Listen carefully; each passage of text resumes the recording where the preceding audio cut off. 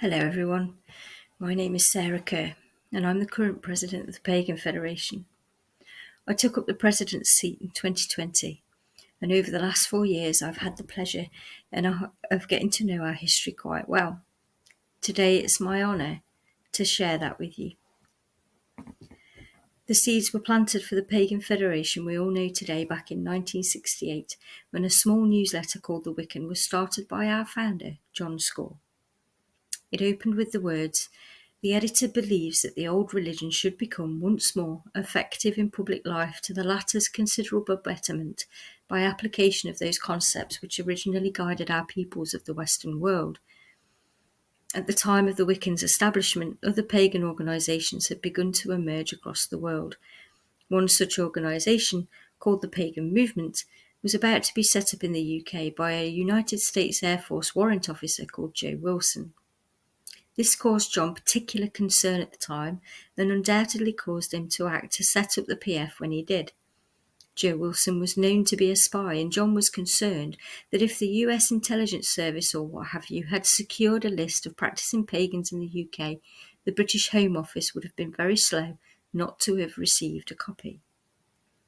Thankfully, Joe Wilson was posted out of the UK and the Pagan Movement came under the leadership of Tony Kelly instead and flourished as a respectable organisation until the 1980s. Of course, the PF probably would have been founded eventually with or without the Pagan Movement because sooner or later there had to be a UK organisation to match the international organisations that had already been established. The anti-defamation work of the PF started before its official ratification in 1971 with opposing the Anti-Witchcraft Bill which had been introduced to the Commons by the MP Gwilym Roberts. Doreen Valiente went to Westminster to take tea with Mr Roberts and successfully managed to persuade him that witches weren't the offensive beings he thought they were. The formation of the Pagan Front, the name the Pagan Federation began with, was announced in the Wiccan at the end of 1970 and given the Ankh cross as its symbol, a threefold creed and a mission statement. Its ratification came at Beltane of 1971 and the PF began its official existence. Of course, back in 1971 the world was a much smaller place, and as far as the founders were concerned, Wiccan witches were the only surviving priesthood of the old religion.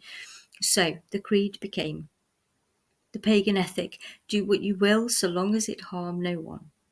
Reincarnation, with its implications of survival of bodily death, and karma, or personal fate, which we make ourselves. And love and kinship for nature. These eventually became love for and kinship with nature, reverence for the life force and its ever-renewing cycles of life and death, a positive morality in which the individual is responsible for the discovery and development of their true nature in harmony with the outer world and community. This is often expressed as do what you will as long as it harms none, and recognition of the divine, which transcends gender, acknowledging both the female and male aspect of deity. Of course, as we have learned of the extensive diversity of the beliefs and traditions within the pagan community over the last 50 years, we do better, and we no longer ask our members to subscribe to these if it isn't part of their beliefs or lifestyle, though it does remain in our constitution in honour of our founders. The inaugural meeting took place on the 1st of May somewhere in Chiswick. Proceedings were opened with a circle dance and a recital of Doreen's poem, The Sleeper. Friends that in the circle stand, heart to heart and hand to hand, bringing Beltane to the land, let the sleeper wake. Let the flames of Beltane burn, may the old ones now return, may we of their magic learn, let the sleeper wake. Let the streams and fields be pure, earth and sky be clean once more, love and laughter long endure, let the sleeper wake. Forests spreading, peace returning, where the pagan fires are burning, now the inner light discerning, let the sleeper wake. May the lady's touch again rest upon the barren plain, with the sunshine and the rain, let the sleeper wake. Beltane magic here we sing, chant the rune and dance the ring, joy and blessing shall it bring, let the sleeper wake. Blessed be. Doreen addressed the meeting with the following words. Unity is strength, and I welcome the fraternal unity of all sincere people who follow a pagan path. We may not always agree with each other, but we must support each other in our struggle for our right to follow the religion and lifestyle of our choice in the modern world. In 1973, the outline was laid out for the structure of the PF that still exists today. John saw the need for a national structure with areas that had their own teams which supported and connected pagans in their areas. This is still the basis of how we work today, with 9 districts covering England and Wales and an extra 2 to provide support for members of the armed forces and their families and those who live outside of England and Wales. His reasoning for this furthering of PF reach was that divisions must cease between different pagan groups if we were to successfully challenge rising hostility towards pagans, whether from the press, other faith groups, or the government of the day. And personally, I believe this still to be true and hold with the idea that we are stronger together than we are divided. Despite these ideas, I'm unsure as to whether John understood that the PF would reach global levels. And now we are proud to stand alongside PF Scotland, PF Ireland, PF Deutschland and PF International, who all alongside us continue the anti-defamation work that he began a little over 50 years ago. John passed away in November 1979 and the helm of the PF was taken up by Prudence Jones, who by 1981 had changed the name to the Pagan Federation so as to disassociate it from the National Front, which had grown in numbers during the 1970s. In 1985, English Heritage banned all visitors to Stonehenge during the summer solstice, including the Druid Order, which had celebrated their openness since 1902. At that time, the PF had not moved past its largely Wiccan base, and so the Pagan Anti-Defamation League was born. Fronted by Nigel Pennick and Prudence Jones, Paddle wrote letters, made TV appearances, went to English heritage meetings, mediated with Druids, and generally stood up for the religious traditions which went unrecognised by many. Their campaign unfortunately had little effect and was wound up, but it gave the PF a public face, and so the work of Paddle was integrated.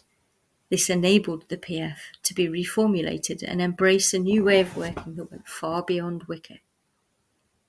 In 1988, a fundamentalist Christian disinformation campaign led to the Satanic Ritual Abuse Myth, or SARM.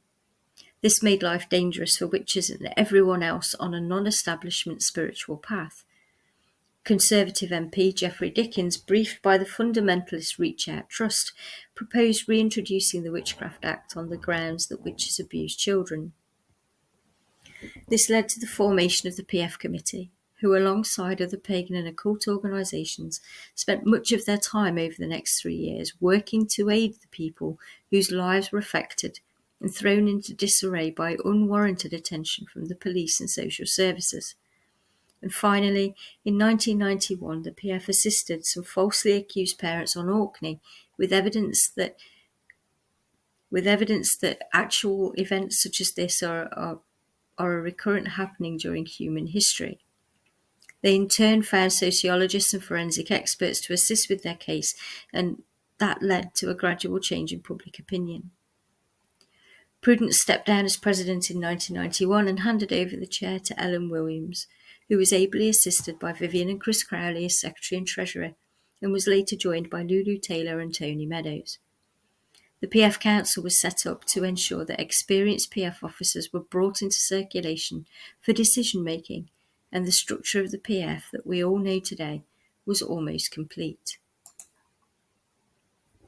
Our aims and objectives were reformulated, and they became seeking to support all pagans in their personal and public life, to help ensure that they have the same rights as the followers of other beliefs and members of other religions, to promote a positive profile for pagans and paganism, and to provide information on pagan paths and beliefs to the media, official bodies, and to benefit the greater community in improving their understanding of paganism and pagans as a growing spiritual community, to facilitate effective communication, education and dialogue within and between pagan communities and with non-pagans through publications and events. And now we're at the door of the next stage of evolution of the Pagan Federation. As I'm sure most of you will be aware, the news was announced that we have finally been granted charitable status. This achievement marks a monumental milestone in our journey, one that holds profound significance for the entire pagan community. With charitable status, we're poised to make an even greater impact than ever before. It provides us with a solid foundation to expand our reach and amplify our voice. It opens doors to funding opportunities, which will allow us to support vital initiatives, events, and resources that benefit both pagans and the wider community. But moreover, it grants us legitimacy and recognition on a broader scale, helping to lift our status within society and enhancing our ability to advocate for pagan rights and representation.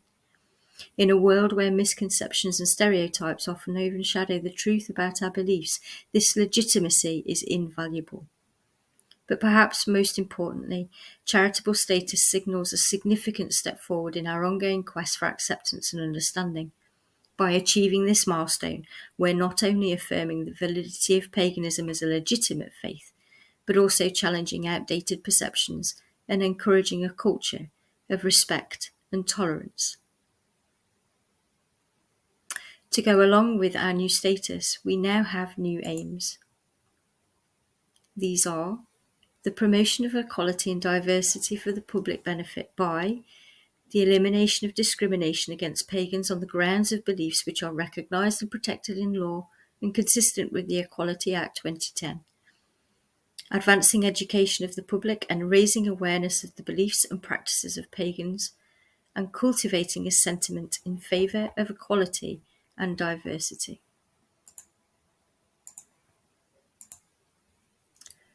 It is no doubt that over the last 53 years we have seen some incredible accomplishments, all started by one man in the beginning, but along the way there have been many great and amazing people furthering the work of the PF, whom I would like to mention and offer my own personal gratitude to here. Some are well known, some are less known, but their contributions have most definitely not been any the less for that, and each and every one of us owes each of them a debt of gratitude for the energy they dedicated to furthering our cause. Unfortunately, I can't list everyone who's deserving of merit, as we'd be here a very long time indeed, but I will mention John Score, Prudence Jones, Jean Williams, Zach Cox, John and Kitty McIntyre, Chris and Vivian Crowley, Pete Jennings, Belinda Winder, Michelle Edwards, Pam Gardner, Pat Pitts, Steve Ludford, Dave Bracey, Barry Bartholomew, Morgana Saitov, Stephen Haggerty, Ray Sweeney, Adrian and Anne Byrne-Evans, Cassandra Latham, Lindsay Long, Mike Steigel and Robin Taylor. And of course, to all our members, supporters and allies, I want to extend my heartfelt gratitude. Your dedication and support have helped to bring us to this moment. And last of all, thank you to the current board of the Pagan Federation CIA.